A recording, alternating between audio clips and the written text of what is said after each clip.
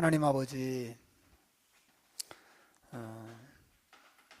하나님께 나올 때 빈손으로 오지 아니하고 베풀어 주신 은혜와 사랑과 또 도우심에 감사해서 예물을 드리고, 또 하나님 앞에 간절한 소원을 담아 예물을 드립니다. 하나님 받으시고 기도 제목에 응답하시고 우리의 삶의 여러 가지 형편 가운데 하나님께서 응답하시고 축복하여 주옵소서.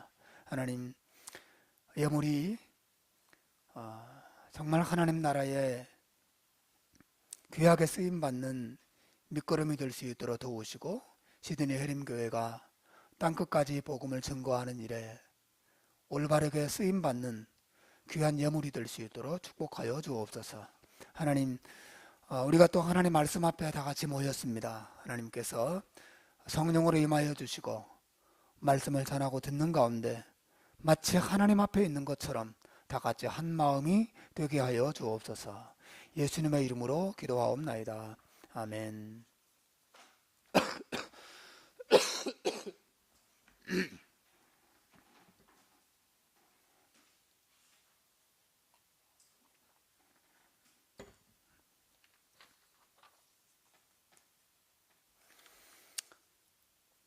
세상에서 가장 놀라운 신비는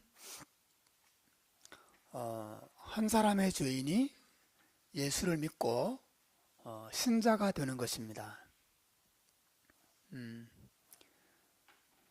우리 은성 형제, 그죠? 박은성 형제가 처음 교회를 나왔다는데, 은성 형제가 나중에 저와 같은 목사가 될지 누가 알겠습니까? 여러분 아세요? 절대 안 된다, 저 친구는. 그럴 사람 있어요? 저도 절대 안 될 사람이었거든요. 하나님께서 한 사람을 불러서 예수 믿고 신자가 되고 또 신자답게 살아가서 하나님의 영광을 드러내게 하는 일만큼 신비롭고 놀라운 일은 없어요. 여러분, 어떻게 신자가 생겨나는 것일까요? 어떻게 한 사람이 예수를 믿게 되고 하나님의 자녀가 되는 걸까요? 사실 이 부분과 관련해서 많은 오해가 있어요. 어떤 분은 내가 설교를 들어보고 성경을 읽어보니까 정말 진짜 마음에 들어서 나 예수 믿기로 결심했다. 그래서 신자가 되는 것이라고 생각하는 사람도 있어요. 또 어떤 분은 어릴 때부터 모태신앙으로 태어나서 혹은 어릴 때부터 교회 다니면서 예배도 드리고 말씀도 듣다 보니까 자연스럽게 이 기독교에 익숙해져서 신자가 된 것이다. 그렇게 생각하는 분도 계세요. 또 어떤 사람들은 이렇게 생각하는 사람도 있어요. 나는 다른 사람보다 좀 착하고 온순해서 더 쉽게 예수 믿게 됐어. 마음이 강팍하고 굳을대로 굳어있는 악한 사람들은 예수 믿기도 어렵다는 거죠. 근데 나는 무슨 감동적인 얘기 조금만 들어도 막 금방 눈물이 나는 그런 기질을 가지고 있기 때문에 쉽게 예수를 믿은 거야. 그렇게 생각하는 분도 있어요. 또 어떤 사람들은 교회 안에 북치고 장구치는 열광적인 예배 분위기에 감동을 받고 거기에 넘어가서 예수를 믿게 된 것이라고 생각하기도 하고, 또 심지어 이런 사람도 있어요. 예수 믿는 것은 시련과 환난을 만나서 지푸라기로도 잡아야 될 그런 위기의 순간을 경험했기 때문에 그래서 예수님을 잡고 하나님을 잡게 된 거야. 연약한 사람들, 인생의 위기를 만난 사람들, 그런 사람들이 예수 믿게 되는 거지. 나같이 평안하고 안전한 삶을 살아온 사람들은 내 문제 내 스스로 해결할 수 있는데 이렇게 생각하는 분도 계세요. 여러분은 어떻게 생각하세요? 여러분 어떻게 한 사람이 예수 믿고 신자가 되는 것이라고 보세요? 여러분의 생각은 제가 예를 든 것 중에 어느 것이 있나요? 여러분 그 모든 생각의 공통점이 뭐냐면 신자가 되는 것은 자기 자신이 스스로 무엇인가 결단하거나 무엇을 깨달아서 되는 것이거나 혹은 다른 사람의 도움을 받아서 되는 일이라고 생각하는 것이란 말이죠. 하지만 앞에서 말씀드린 모든 설명들은 다 틀렸어요. 성경은 죄인 한 사람이 예수를 믿게 되는 일은 오직 한 가지 원인에 의해서만 이루어지는 것이라고 말합니다. 그게 뭐예요? 하나님께서 그 사람을 거듭나게 하셨기 때문에 예수 믿게 되는 거예요. 다시 말하면 누구도 더 쉽게 예수 믿는 사람이 있고 또 예수 믿기 더 어려운 사람이 있고 그렇지 않아요. 어린아이는 더 예수 믿기 쉽고 어른들은 더 예수 믿기 어렵다? 그렇지가 않아요. 마음이 착한 사람은 더 예수 믿기 쉽고 마음이 완고한 사람은 더 예수 믿기 어렵고 그렇지가 않아요.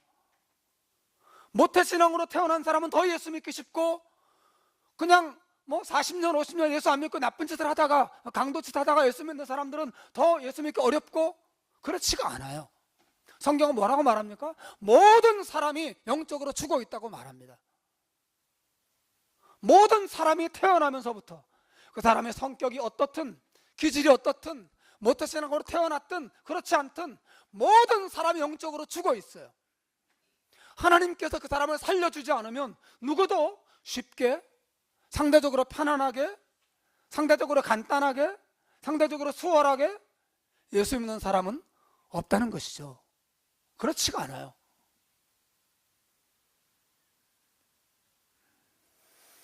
한 사람이 예수를 믿고 신자가 되는 것은 오직 하나님의 은혜로만 가능합니다.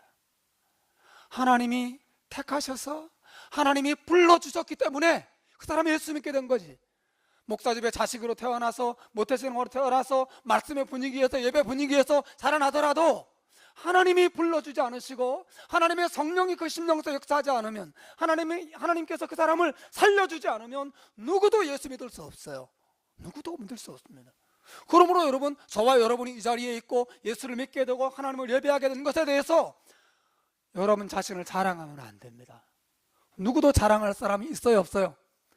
자랑할 사람이 없어요. 하나님의 은혜로 가능해진 것입니다. 예수 믿어지는 것, 하나님의 진리가 믿어지는 것, 이게 얼마나 놀라운 일인지 몰라요. 하나님의 역사가 있었기 때문에 내가 예수 믿게 된 거예요. 너희가 그 은혜를 인하여 믿음으로 말미암아 구원을 얻었나니 이것이 너희에게서 난 것이 아니요 하나님의 선물이라. 분명히 말한 하나님의 선물이라. 너희의 죄와 허물로 죽었던 너희를 살리셨도다. 죽었던 우리를 살리신 거예요. 얼마나 감격적인 거예요? 정말 그런 사람들이 있어요. 목사님, 저는 모태신앙으로 태어났기 때문에 가끔은 나한테 그냥 모태신앙 안 태어나고 그냥 30년 40년 방황하고 막 방탕하게 살다가 갑자기 확 예수 믿으면 내가 열정적으로 예수 믿을 텐데, 그렇게 말하는 사람이 있어요. 여러분 그거 아세요? 여러분 그렇지가 않아요. 한 사람을 변화시키는데 사용되는 하나님의 능력은 모태신앙의 사람을 변화시키는 하나님의 능력이나 방탕하다가 하나님께로 돌아온 사람을 변화시키는 하나님의 능력이나 동일한 줄로 믿으시길 바랍니다. 동일한 능력, 동일한 은혜, 동일한 사랑, 동일한 예수 그리스도의 보혈이 필요한 것이죠. 그러므로 늘 감격해야 돼요. 모태신앙으로 태어난 사람이든 아니면 나중에 예수를 믿은 사람이든 내가 예수 믿고 있다는 사실 때문에 감격해야 돼. 나는 정말 내 스스로 예수 믿을 수 없는 사람이었는데 하나님의 은혜로 내가 여기 있게 됐구나. 여러분 믿으시길 바랍니다. 그래서 성경에 이 거듭남의 교리예요. 하나님께서 당신의 성령의 능력으로 거듭나게 하지 않으시면 예수 믿을 수 없어요.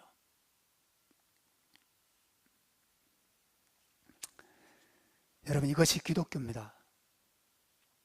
불교, 이슬람, 모든 종교들은 다 자기가 뭔가를 하는 거예요. 예? 구원 얻으려고. 그러나 성경은 말해요.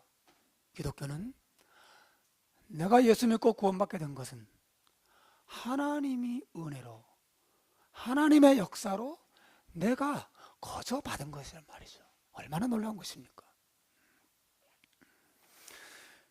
우리는 지난주에 그렇게 하나님의 은혜로 거듭난 사람에게서 회개와 믿음이라고 하는, 즉 회심이라는 결과가 나타난다는 사실을 말씀드렸어요.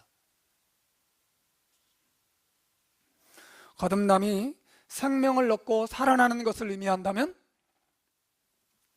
회심, 즉 회개와 믿음은 그 살아난 사람의 반응이라 그랬어요. 예? 여러분이 거듭나서 살아났다면 반드시 여기에 오게 됩니다. 여러분의 죄를 뉘우치게 되고 하나님께로 돌아오게 되고 예수 그리스도의 십자가의 보혈을 믿게 됩니다. 반드시 거기 오게 됩니다. 예? 또 거기 왔다는 것은 여러분이 거듭난 사람인 것을 보여주는 것이죠. 예? 얼마나 놀라운 은혜인지 몰라요. 자, 오늘 제가 설교하려고 하는 것은 이것입니다. 그렇게 우리가 거듭났어요. 회개했습니다. 하나님께로 돌아갔어요. 그리고 예수 그리스도를 믿게 됐어요.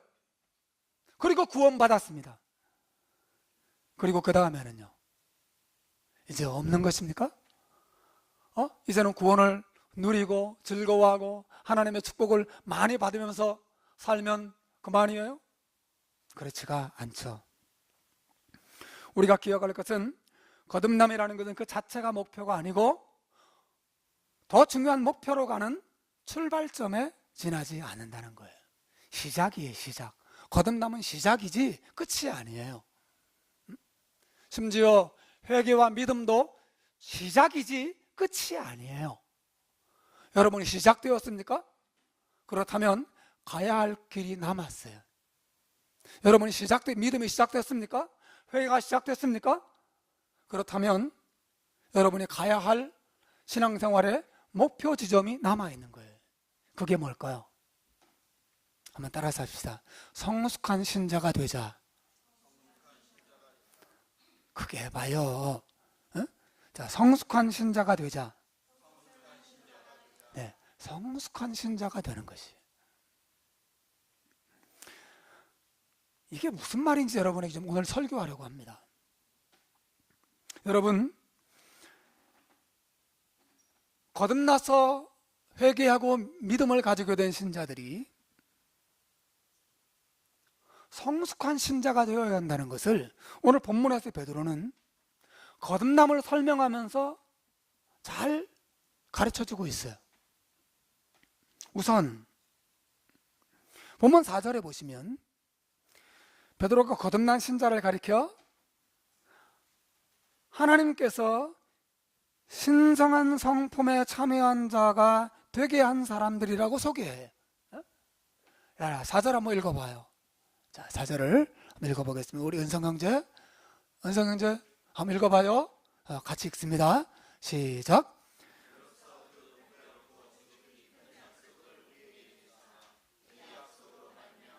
너희가 정욕 때문에 세상에서 썩어질 것을 피하여 신성한 성품에 참여하는 자가 되게 하려 하셨나니 그랬어요. 이게 무슨 말이냐면, 자, 절 좀 보세요. 하나님께서 거듭난 신자들의 영혼 속에 어떤 씨앗을 뿌렸는데 그 씨앗이 뭐냐면 바로 신성한 성품이라고 하는 씨앗이라는 말이죠. 그 거듭난 사람들은 신성한 성품, divine nature, 신적인 성품을 씨앗으로 받은 사람들이에요.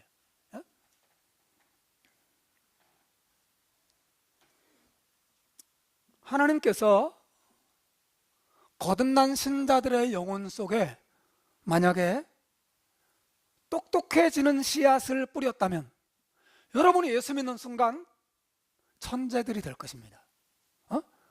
예수 믿고 나니까, 거듭나고 나니까 갑자기 성적이 꼴등에서 1등으로 쫙 올라. 얼마나 놀라울까요? 거듭남의 씨앗이 똑똑해지는 능력을 의미한다면 아마 너도 나도 다 예수 믿을 거예요. 그렇지 않겠어요? 우리 자식 꼭 예수 믿어야 되는데, 예수 믿으면 공부 잘하게 되는 거야. 얼마나 놀랐겠어요. 하나님이 거듭난 영혼에 뿌리신 씨앗이 유감스럽게도 그런 씨앗이 아니에요. 거듭난 영혼에 뿌리는 씨앗이 만약에 돈을 잘 버는 능력을 주는 씨앗이라면, 거듭난 순간 여러분은 돈에 대해서 눈이 열리면서 무슨 사업을 해서 어떤 방법으로 하면 돈을 벌지 머리가 팍 돌아가기 시작하면서 모든 신자들은 거부들이 될 것입니다. 그렇지 않겠어요? 하나님이 여러분 안에 돈 벌게 하는 능력이라는 씨앗을 뿌렸기 때문에 그 씨앗이 싹이 나고 자라면 여러분은 거부가 되는 거예요. 에? 여러분 얼마나 놀라운 일이 있겠습니까?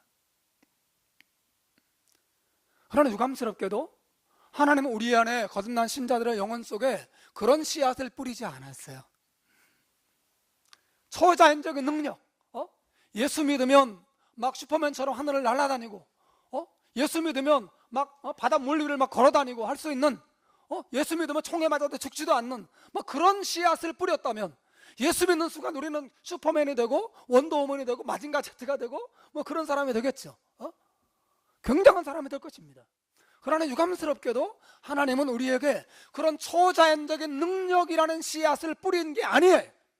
하나님은 우리 안에 뿌린 씨앗이 뭐라고요? 신성한 성품이라고 하는 씨앗을 뿌렸다는 거예요. 왜 그렇게 하셨을까요?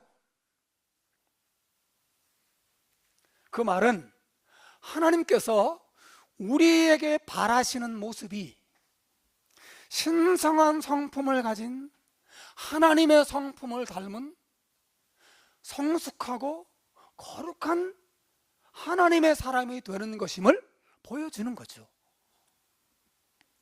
여러분 제 말 이해하시겠어요? 콩 심은데 뭐가 나요? 콩이 나죠. 팥 심은데 콩 나나요? 팥 심은데 팥이 나죠. 하나님의 성품을 심었으면 뭐가 나겠어요? 그 성품이 싹을 내고 자라고 꽃을 피우고 열매를 맺으면 여러분은 어떤 사람이 되겠어요? 하나님의 성품을 닮은 신자가 되는 것이에요. 따라서 하나님께서 거듭난 신자들을 하나님의 신성한 성품을 가지게 하셨다는 말은 신자들 개개인이 날마다 자라고 또 자라서 성숙한 성품을 가진 신자가 되는 것이 하나님의 목표인 것을 말해주는 거예요.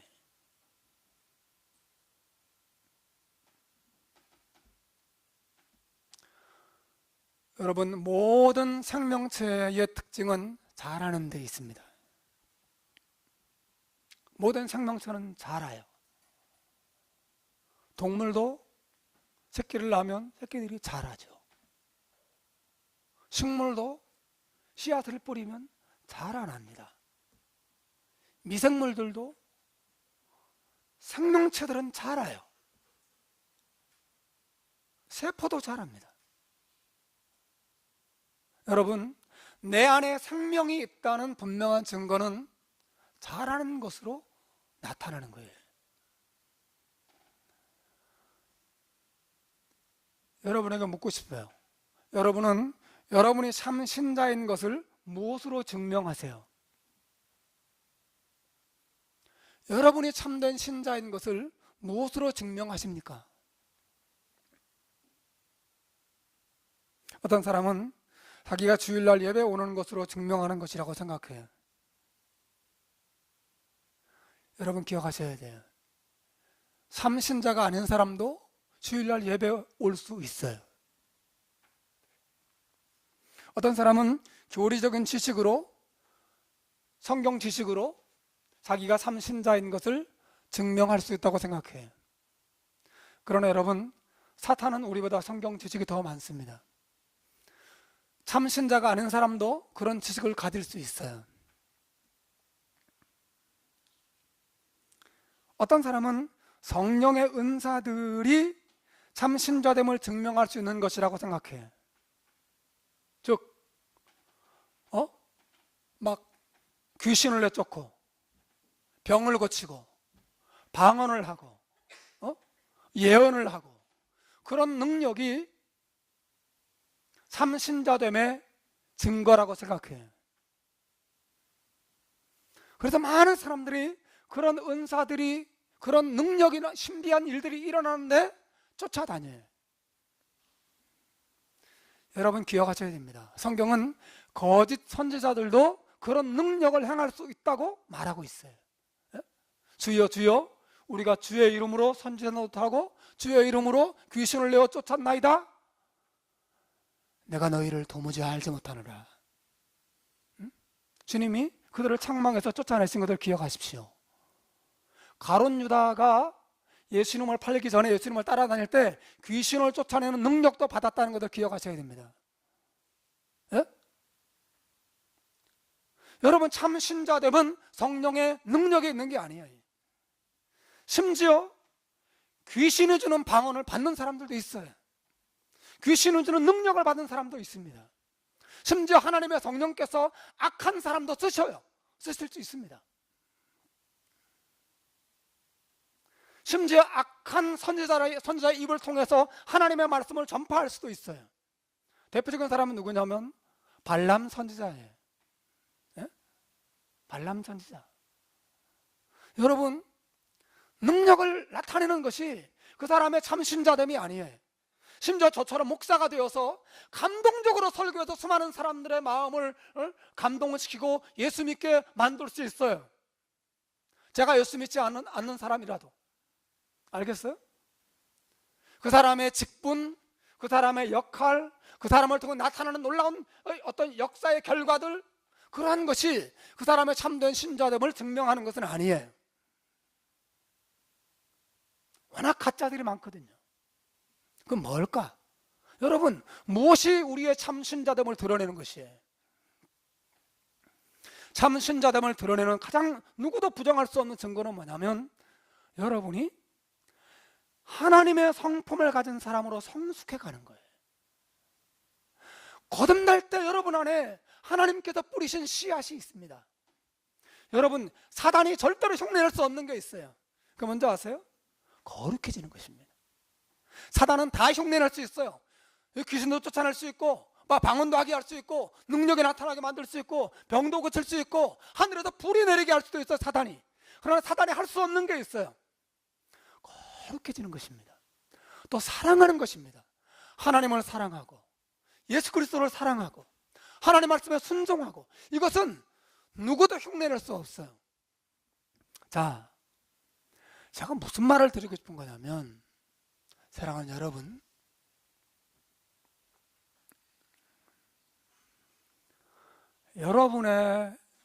여러분이 거듭나서 참 신자가 되었다는 것을 다른 것을 통해서 증명하려고 그러지 마세요.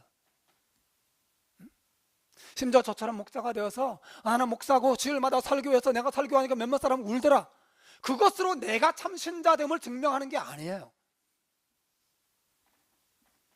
여러분, 어떤 가수가 부모님에게 효도하는 나 실제 괴로움 다 잊으시고 놀라운 막 효도와 관련된 노래를 멋지게 불러서 많은 사람들을 감동시켰어요. 가수 자신도 막 눈물을 울어요. 부모에게 효도해야지. 부모에게 사랑해. 그것과 가수 자신이 자기 부모님에게 효도를 다하는 것은 전혀 다른 문제예요. 목사가 예수 그리스도의 십자가에 대해서 말하고 설교해서 사람들을 감동시키는 것과 정말 내 안에 예수를 향한 사랑이 있는 것과는 다른 문제예요. 다를 수 있어요. 물론 달라서는 안 되지만 다를 가능성이 있는 거예요. 그러나 참신자됨을 증명하는 누구도 부정할 수 없는 증거들이 있어요. 여러분 안에 하나님이 뿌려주신 거듭남의 씨앗, 하나님의 성품이라고 하는 씨앗이 점점 자라서 여러분이 세월이 지날수록 더 거룩해지고 더 신실하고 더 아름다운 신자로 성장해 간다면 그것이야말로 누구도 부정할 수 없는 증거가 될 수 있다는 거예요. 여러분 정말 이해하시겠습니까? 여러분, 저는 지금 여러분에게 성장과 성숙이 얼마나 중요한가를 말씀드리고 있어요. 성장하고 성숙하고 여러분이 거룩한 사람이 되고 날마다 사랑의 사람으로, 말씀의 사람으로 신실하게 자라가는 것은 여러분이 능력을 행하고 막 귀신을 쫓아내고 막 초자연적인 능력을 행하는 것보다 훨씬 더 중요한 일이에요. 훨씬 중요한 일이에요. 사도 바울이 성령의 열매를 뭐라고 말합니까? 사랑과 희락과 화평과 오래 참음과 자비와 양선과 충성과 온유와 절제, 다 성품과 관련된 열매들이죠.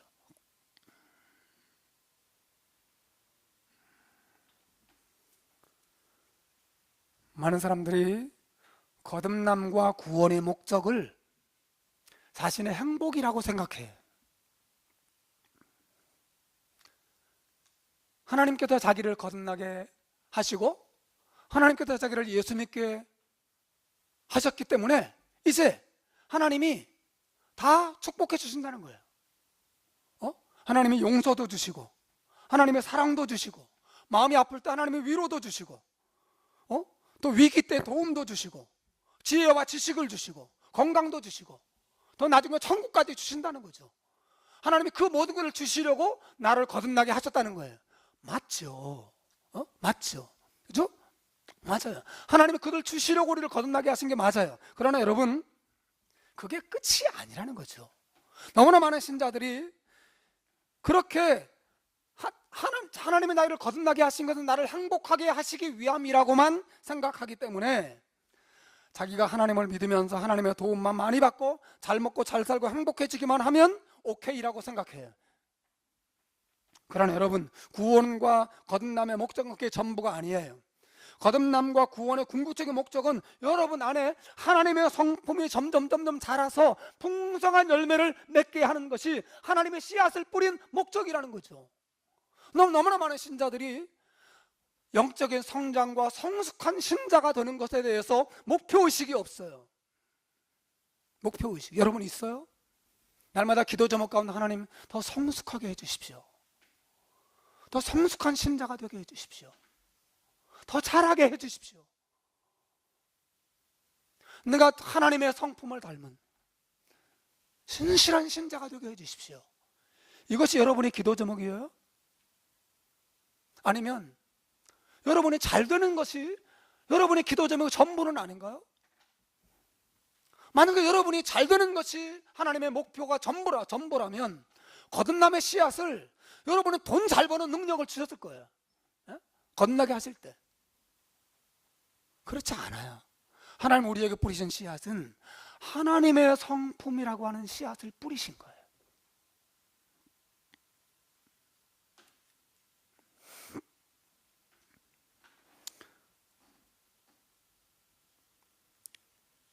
여러분, 거듭남은 100% 하나님께서 행하시는 일이죠. 그렇죠? 하나님이 하시는 일이죠. 그러나 여러분이 성숙한 신자가 되면서 자라가는 것은 저와 여러분의 개인적인 협력이 필요한 일이에요. 여러분이 하나님의 말씀에 끝없이 고집을 피우고 불순종하면 절대로 자라지 않습니다. 하나님의 씨앗을 뿌렸더라도 여러분의 말씀도 안 보고 기도도 안 하고 순종하지도 않고 여러분이 고집대로 하고 계속 그렇게 하면 그 씨앗이 싹이 트지 않고 그대로 가는 거예요. 그대로. 그래서 예수 믿은 지 10년, 20년, 40년, 50년이 되어도 정말 인격적으로 성숙하지 못한 신자들, 예수 믿고 목사가 되어서 가운 입고 여기서 설교해도 정말 돈의 노예, 정욕의 노예가 되는 목사들도 생겨나는 거죠. 왜 그래요? 성숙하지 않아서 그런 거죠.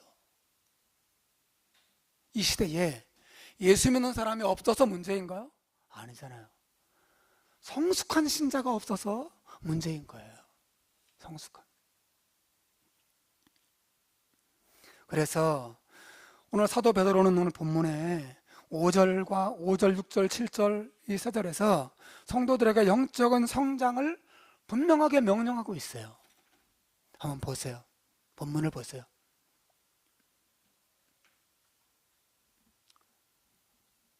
5절 오늘 앞에 본문. 오케이. 우리 한번 읽어보겠습니다. 5절, 6절, 7절 같이 읽겠습니다. 시작. 그러므로 너희가 더욱 힘써 너희 믿음의 덕의 지식의 절제의 인내를, 인내의 경건을, 경건의 형제 우애를, 형제 우애의 사랑을 어떻게 하라고요? 더하라. 그래, 더하라. 더욱 힘써서 믿음의 덕의 지식의 절제의 인내를, 인내의 경건을, 경건의 형제 우애를, 형제 우애의 사랑을 더하라. 여러분, 여기 더하다는 말은 뭐냐면 부족한 부분을 더 온전하게 채워가는 것을 말하는 거예요. 여러분, 옷 입는 걸 생각해 보세요. 옷. 여러분 보니까 다 옷을 말끔하게 차려입고 왔죠. 속옷만 입고 온 사람은 아무도 없는 것 같아요. 응? 속옷을 입고 그것으로 충분한가요? 아니에요. 거기 뭔가를 더하죠. 그죠? 바지를 입습니다. 바지를 입으면 끝이에요? 혁대를 맵니다. 끝이에요? 아니에요. 또 더해요. 뭘 더하죠? 셔츠를 입습니다. 셔츠를 입고 그 끝이에요? 아니, 넥타이를 맵니다. 그 끝이에요? 아니에요. 또 이 수트를 입어요. 그게 끝이에요? 아니에요. 또 양말을 더합니다. 양말을 신고 또 구두를 신고 또 더 멋을 내려면 모자까지 쓰고 더해서 완전하고 균형 잡힌 차림을 하고 나서죠. 그렇죠? 여러분도 그렇지 않습니까? 그렇게 왔잖아요. 여기 더하다는 말이 그런 뜻이에요. 믿음에 무엇을 더하라고요? 덕을 더하고, 덕에 또 뭘 더해요? 지식을 더하고, 지식에 절제를 더하고, 절제에 인내를 더하고, 인내에 경건을 더하고, 형제 우애를 더하고, 사랑을 더하는 자리에까지 또 가라는 거죠. 여러분, 베드로가 말하는 걸 보세요. 믿음으로 충분하다. 믿음으로 죄용서 받고 구원받았으니까 그대로 충분하다. 그렇게 말해요? No. 여러분, 믿음만 가지고 구원받았다는 것 사실 만족하고 지옥 가지 않는다는 것으로 만족하며 사는 사람들은 마치 어떤 사람과 같아요? 속옷만 입고 돌아다니는 사람과 똑같은 거예요. 예? 난 속옷으로 충분해. 더 이상 다른 나한테 더 입으라고 말하지 마. 이렇게 말하는 사람과 똑같은 거예요. 여러분, 그러나 너무나 우스꽝스럽게 신앙생활하는 사람 얼마나 많습니까? 난 예수 믿어. 난 죽으면 지옥 안 가. 그게 다예요. 여러분, 얼마나 안타까운 거예요? 예? 속옷만 입고 다니면 안 돼요. 여러분, 거기 더 하셔야 됩니다. 여러분의 믿음이 덕스러워지도록, 또 덕스러워진 다음에 하나님 말씀을 배우는 지식을 더하고, 또 지식에 또 절제를 더하고, 절제의 인내를, 인내의 경건을, 경건의 형제 우애를, 또 사랑을 더하면서 믿음으로 출발해서 사랑까지 나아가는 과정이 있다는 사실을 사도가 말하고 있어요. 여러분, 이것이 하나님의 성품을 갖추어가는 삶을 말하는 거예요. 하나님의 성품을 갖추어가는 거죠. 바울 사도가 더 구체적으로 에베소서 4장 15절에서 우리에게 명령해요. 오직 사랑 안에서 참된 것을 하여 범사에 그에게까지 자랄지라. 그는 머리니 곧 그리스도라. 우리가 자라가야 하는데 어디 우리 목표가 누구예요? 예수님이에요. 예수님. 예수님을 닮는 자리에까지 자라가라는 거예요. 굉장하죠. 소연자매, 이런 생각 해봤어요? 난 예수님 닮은 아내가 돼야지. 그런 생각 해봤어요?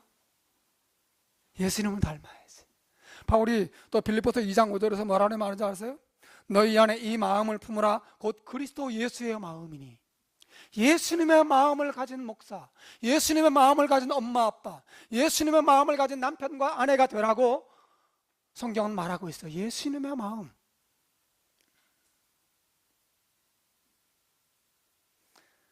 예수님은 더 놀라운 명령을 우리에게 주고 계세요. 마태복음 5장 47절 48절에서 이렇게 말씀하세요. 또 너희가 너희 형제에게만 무난하면 남보다 더하는 것이 무엇이냐? 이방인들도 이같이 아니하느냐? 그러므로 하늘에 계신 너희 아버지의 온전하심과 같이 너희도 온전하라. 하나님처럼 완전한 사람이 되라고 명령하고 계세요. 이게 신자들을 향한 성경의 명령이에요. 예수 믿고 죄 용서받고 지옥 안 가고 천국 가는 것으로 만족하지 말고 너희들은 이 땅에 살면서 더하고 더하고 더해서 또 잘하고 잘하고 달아서 하나님처럼 예수님처럼 온전하고 거룩하고 신실한 사랑의 사람이 되라고, 그렇게 성장하라고 명령하고 계세요. 여러분, 저는 여러분에게 거듭남에 대해서 얘기하고 있는 겁니다. 우리를 이렇게 잘하게 하시려고 하나님의 성품이라고 하는 씨앗을 뿌리신 거예요. 거듭남은 그 자체로 끝이 아니에요. 여러분, 자라가셔야 됩니다.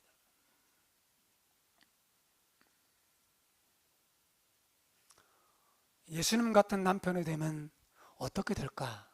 저는 설교 준비하면 생각해 봤어요.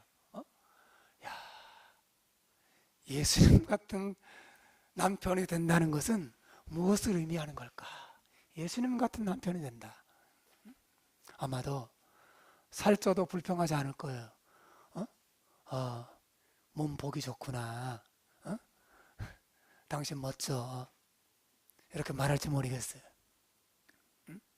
또 반찬이 맛이 없어도 절대로 불평하지 않겠죠. 반찬이 너무 맛있네. 예수님 같은 남편. 밥하고 빨래하고 청소하고 설거지 다 해줘. 야, 얼마나 좋아요. 예수님 같은 남편. 예수님처럼 그렇게 아내를 사랑하고 돌봐주는 남편이 되는 거예요. 더 나아가서 제일 중요한 건 뭐겠어요?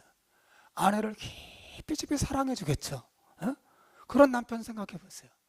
아내를 이해해 주고, 아내를 위로해 주고, 아내를 기다려 주고, 아내를 위해서 기도해 주는 그런 남편이 없지만, 없다는 게 문제이긴 하지만 돼야죠. 그죠? 안 집사님, 우리가 그렇게 돼야죠. 그죠? 우리 이 집사님, 우리가 그렇게 돼야 됩니다. 우리 조 집사님, 또 김 집사님, 우리가 그렇게 돼야죠. 우리가 상호 형제, 형호 형제, 우리가 그렇게 돼야지. 그런 남편이 돼야지. 여러분, 예수님을 닮은 남편이 되고 예수님 닮은 아내가 되는 것만큼 중요하고 또 행복한 일이 어디 있어요?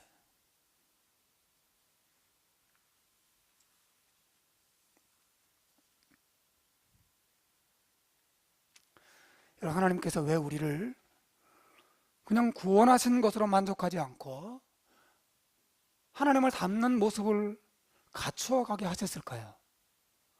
그냥 놔두시지. 지옥 안 가게 하시고 날 사랑해 주셨으면 됐지. 날 용서해 주시고 날 천국 데려가시면 됐지. 왜 나를 자꾸 잘하게 하시려고 그럴까? 그냥 놔두세요. 구원하셔서 감사한데 이제 구원하셨으면 놔두세요. 이렇게 하고 싶은 게 우리 생각 아니에요? 왜 하나님은 우리에게 잘하게 하시고 또 잘하기를 요구하실까요? 그것은 바로 그 잘한 모습이, 성숙한 모습이 하나님께서 우리를 창조하신 목적이기 때문에 그래요.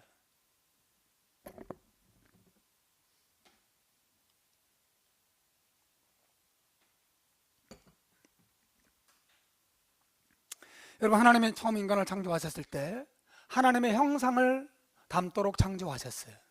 그죠? 창세기 1장 26절에 보면 하나님 말씀하세요. 하나님이 이르시되 우리의 형상을 따라 우리의 모양대로 우리가 사람을 만들고 그들로 바다의 물고기와 하늘의 새와 가축과 온 땅과 땅에 계는 모든 것을 다스리게 하자 하시고, 하나님이 자기 형상 곧 하나님의 형상대로 사람을 창조하시되 남자와 여자를 창조하셨다, 이렇게 말해요. 여러분, 하나님의 형상으로 사람을 지었다는 말이 무슨 말이에요? 이 말은 뭐냐면 사람이 하나님을 알 수 있고 하나님의 사랑을 받으면 그 하나님을 향해서 사랑으로 반응할 수 있는, 하나님의 뜻을 즐거워하고 하나님께 자발적으로 순종할 수 있는 사람으로 만드셨다는 뜻이에요. 여러분, 태양이 하나님 말씀을 순종해야 안 해요? 순종하죠. 떠라 그러면 떠요. 져라 그러면 집니다. 태양아 멈추어라 그러면 멈춰요. 바람이 하나님 명령 들어야 안 들어요? 들어요. 불어라 그럼 불고, 멈추어라 그럼 멈춰요. 파도도 하나님 명령 들어야 안 들어요? 들어요.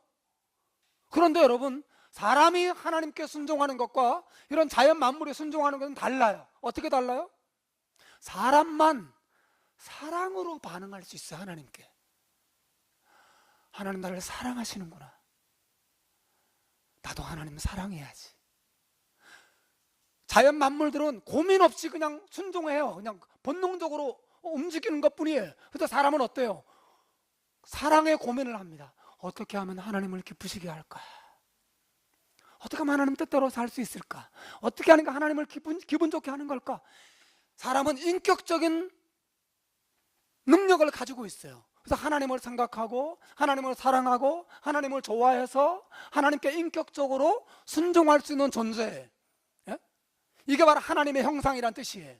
하나님과 교제하고 하나님과 사랑을 나누고 하나님 때문에 행복하고 하나님 뜻에 순종하고.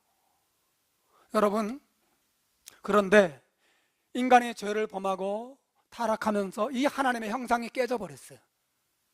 완전히 깨지지는 않았어요. 좀 남아있어요. 사람의 사랑에는 반응할 수 있게 남아있거든요. 그죠? 개가 나를 좋아해도 좋아요, 나 좋아요. 근데 반응할 수 있어요. 근데 어떤 부분이 결정적으로 깨졌냐면 하나님에 대한 반응하는 능력을 잃어버렸어요.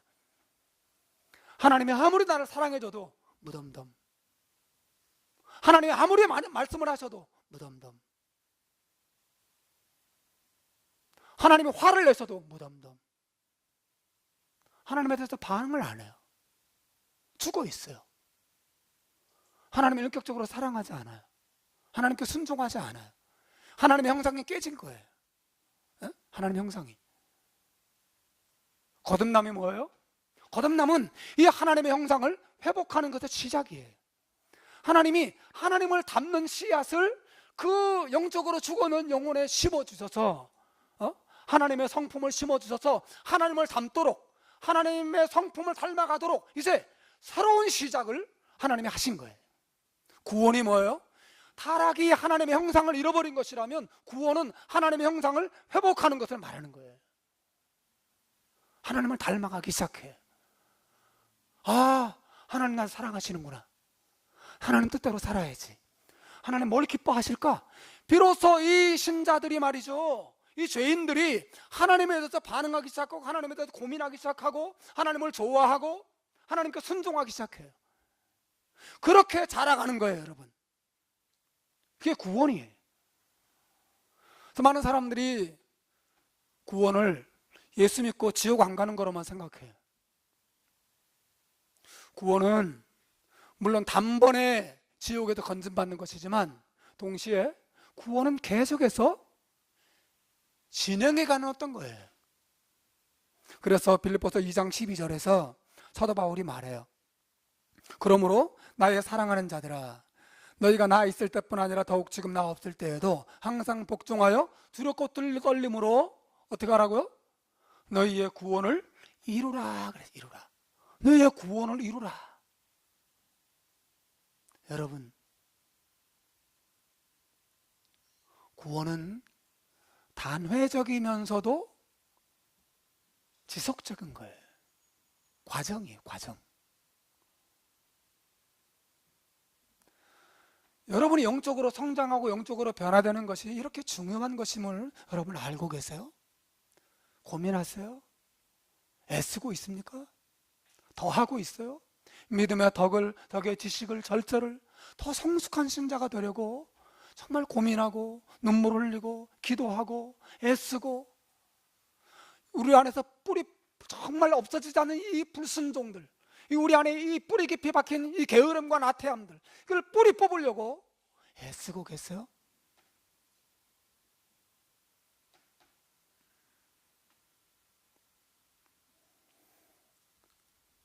사랑하는 여러분, 우리는 자라야 합니다. 우리가 거듭난 신자라면 더 자라야 돼요. 성숙해져야 됩니다. 어떻게 하면 성숙해질까요? 어떻게 하면 우리가 성장하고 성숙한 사람이 될 수 있을까요? 우리 뭘 해야 될까요? 첫째는 여러분이 예수님을 날마다 바라보며 사는 거예요. 뭐 하라고요? 뭐 하라고요? 예수님을 날마다 바라보는 거예요. 요한복음 15장 4절에서 예수님이 이렇게 말씀하세요. 이 구절을 한번 읽어보겠습니다. 큰 소리로 한번 읽어봅시다. 시작. 나의 안에 거하라. 나도 너희 안에 거하리라. 가지가 포도나무에 붙어있지 아니하면 스스로 열매를 맺을 수 없음 같이 너희도 내 안에 있지 아니하면 그러하리라. 성장해서 열매를 맺는 방법을 예수님 말씀하셨어요. 뭐 하라 그랬어요? 따라서 하세요. 내 안에 거하라. 내 안에 거하라. 내 안에 거하라는 말은 두 가지를 의미해요. 하나는 예수님을 믿는 것이고 또 하나는 예수님과 교제하며 사는 거예요. 여러분이 예수님을 믿더라도 날마다 삶 속에서 예수님과 더불어 만나고 예수님과 더불어 교제하지 않으면 절대로 여러분이 예수님을 닮은 사람으로 열매 맺는 삶을 살 수가 없어요. 열매를 맺을 수가 없어요. 예수님을 바라보고 예수님의 사랑에 날마다 감동을 받고 예수님의 은혜가 여러분의 마음에 임하지 않으면 여러분은 기쁘지도 않고 행복하지도 않고 주님을 위해 살고 싶은 열심도 없어지고 다 사라져요. 예? 다 사라져요. 나의 안에 거하라. 그리하면 나도 너희 안에 거하리라. 너희가 나를 떠나서는 아무것도 할 수 없다고 말씀하세요. 포도나무 가지가 포도나무 줄기에서 떨어져 나오면 열매를 맺을 수 없는 것과 똑같다고 말씀하십니다. 여러분 지난 한 주 한번 돌아보세요.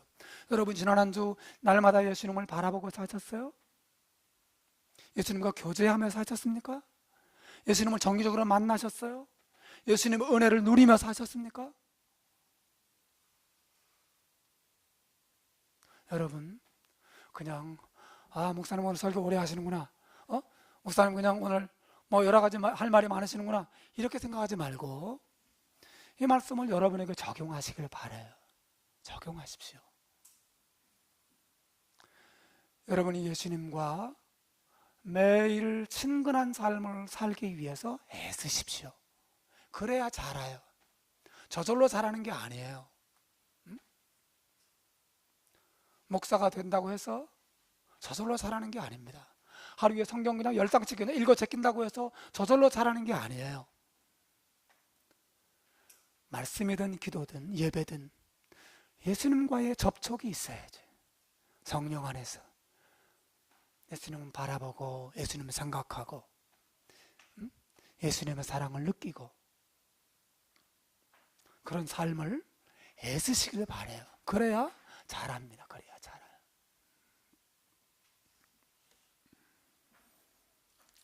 마지막 한 가지가 있어요.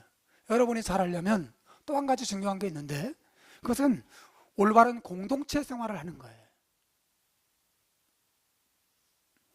에베소 4장 16절에서 사도 바울이 말합니다. 자, 이것도 한번 읽어보겠습니다. 같이 읽읍시다. 시작. 에베소 4장 16절.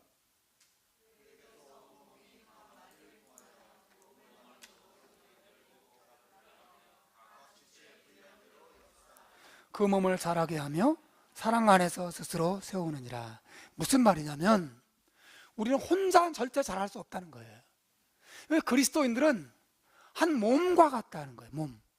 예수님의 머리시고 목사, 집사, 장로, 청년들, 어린아이들 할 것 없이 예수 믿고 거듭난 사람들은 예수님의 전체적인 몸을 구성하는 파트라는 거예요. 여러분 어떻게 자라요? 몸이? 팔 혼자 자라요? 여러분 팔 혼자 떨어져 나가서 혼자서 무럭무럭 자랄 수 있어요? 그 괴물이죠. 그건 사람이 아니에요. 온 몸이 함께 붙어서 서로 영향을 주고받으면서 살 때 함께 자라가는 거예요. 머리카락 하나라도 자기 혼자 자랄 수 있는 것은 없어요. 사랑하는 여러분, 여러분이 신앙적으로 성장하고 성숙하려면 혼자 신앙생활하면 안 돼요. 여러분 혼자는 절대로 바르게 자랄 수 없어요. 혼자 성경 보고, 혼자 기도하고, 혼자 부흥회하고, 혼자 인터넷을 통해서 설교 들으면서, 혼자 헌금 보내고, 혼자 하나님을 누리고, 절대 잘하지 않습니다. 왜 잘하지 않는지 아세요? 혼자 성경 보고, 혼자 성경 좋은 경건서적 읽고, 혼자 기도하고. 왜 잘할 수 없냐면 혼자서는 사랑을 배울 수 없기 때문에 그래요. 사랑은 뭐예요? 응? 사랑 알아요? 제니? 사랑 알아? 사랑이 뭐야? 응? 사랑이 뭐야?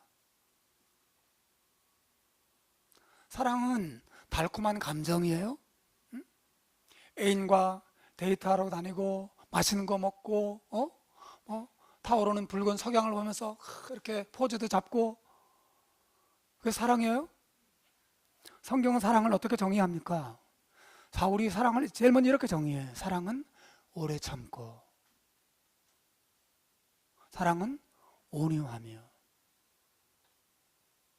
사랑하는 여러분, 사랑은 시기하지 않고 자랑하지 않고 교만하지 않고 이렇게 정의하고 있어요. 이게 다 뭐예요?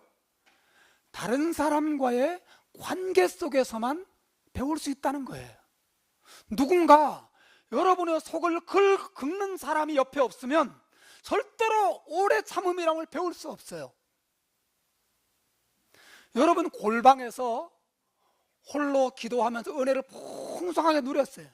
야, 저 사람 정말 기도도 잘하고 기도하면서 눈물을 저렇게 흘리고 정말 영성이 탁월한 사람이구나, 이렇게 평가받을 수 있을지 몰라도 아직 기다리셔야 돼요. 그 사람이 그 기도의 골방에서 나와서 집으로 돌아왔는데 바가지 긁는 아내가 막 욕을 하고 자존심을 건드리고 마음을 아프게 해요. 그때에도 평안함을 잃어버리지 않고 오래 참고 아내를 품을 수 있는 사람이 진짜 영성을 가진 사람이에요. 응? 여러분, 혼자서 기도하고 혼자서 예배하고 혼자서 성경 보고 은혜 고만하게 받고 아직 그 사람의 영성이 다 나타나는 게 아니에요. 내가 어떤 사람인지는 까다로운 사람과 같이 있어 봐야 돼. 응? 나를 힘들게 하는 사람과 같이 있어 봐야 내 속에 있는 게 드러나요. 여러분, 결혼이 왜 중요해요? 사랑하기 때문에 결혼하는 게 아니라 사랑을 배우기 위해서 결혼하는 거예요. 결혼해서 남편 옆에 있어 보고 자식이 옆에 있어 보고 자식 때문에 속 썩어 보고 괴로워 보고 눈물을 흘려 봐야 사랑을 배우는 거예요. 배우는 거. 어?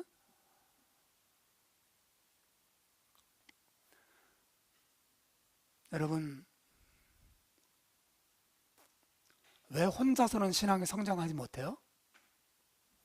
혼자서는 절대로 사랑을 배울 수 없어요. 혼자서는 사랑을 실천할 수도 없어요. 나 혼자 좋은 거예요. 혼자. 그 사람은 나약한 신자입니다. 그래서 결혼이 중요하고 교회 공동체 생활이 중요한 거예요. 사랑하는 여러분,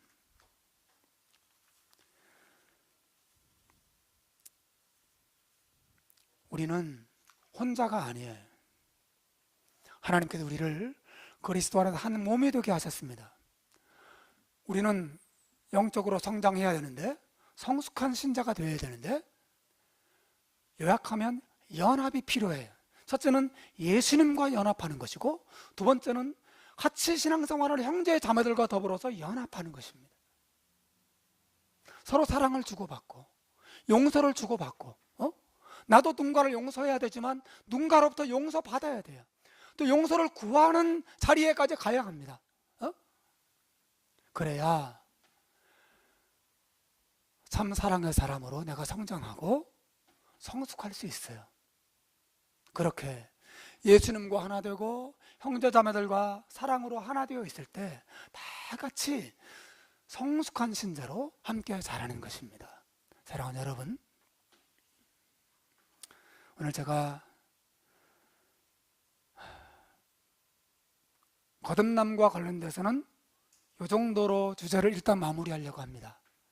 그래서 다음 주에 한 주 쉬고 우리 새 강사 목사님 오셔서 주일날 낮예배 설교하시고 그 다음 주부터는 가정에 대해서 시리즈로 쭉 설교하려고 합니다. 여러분, 제가 한 주 쉬고 거듭남에 대해서 하면 또 맥이 끊어질까 봐 오늘 길게 했습니다. 여러분, 거듭남은 시작이에요. 믿음도 첫 출발에 지나지 않습니다. 여러분은 가야 해요. 여러분은 자라야 하고 여러분은 성숙해져야 합니다. 하나님이 여러분에게 어떤 씨앗을 뿌렸는가를 생각하십시오.